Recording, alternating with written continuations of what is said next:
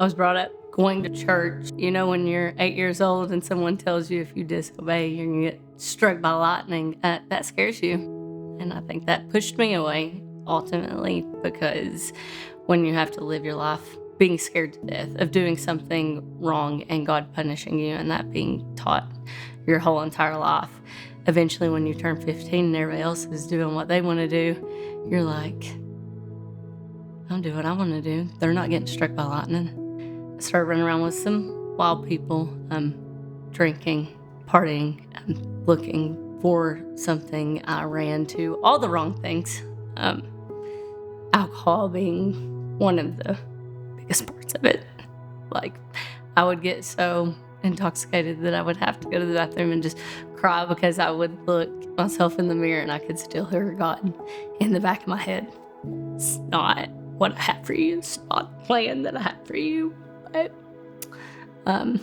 my own judgment and not listening to him, I was like, I'm going to do what I want to do. I hear you. I'm listening.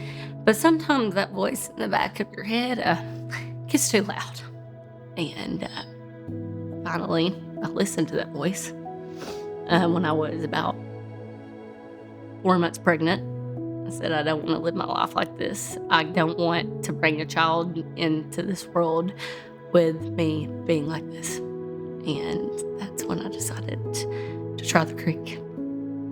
Well, I knew that I did not want to go back to my childhood church, unfortunately. I knew if I walked in there and me pregnant, out of wedlock, I wanted to go somewhere where I felt safe almost, because I wanted to have a relationship with God. And it wasn't so much about the church that I was going to. I wanted to find God. So I decided that I was going to go to the creek when I walked in there, and I was like, this is safe. I can stay here. And I did. So after attending for a little bit, I started praying, and I was like, God, give me my purpose. Like, I'm here, I'm in it, and it was very clear what he wanted me to do. So I started serving in Kids Creek, and that changed my life, because when I started actually serving with these kids, my goodness, I love those kids so much. And I knew that if I wanted to be an example for those kids, I couldn't be living the life I was living behind closed doors. And that changed it for me, because doing that and stepping up to volunteer ultimately led me back to rededicating my life.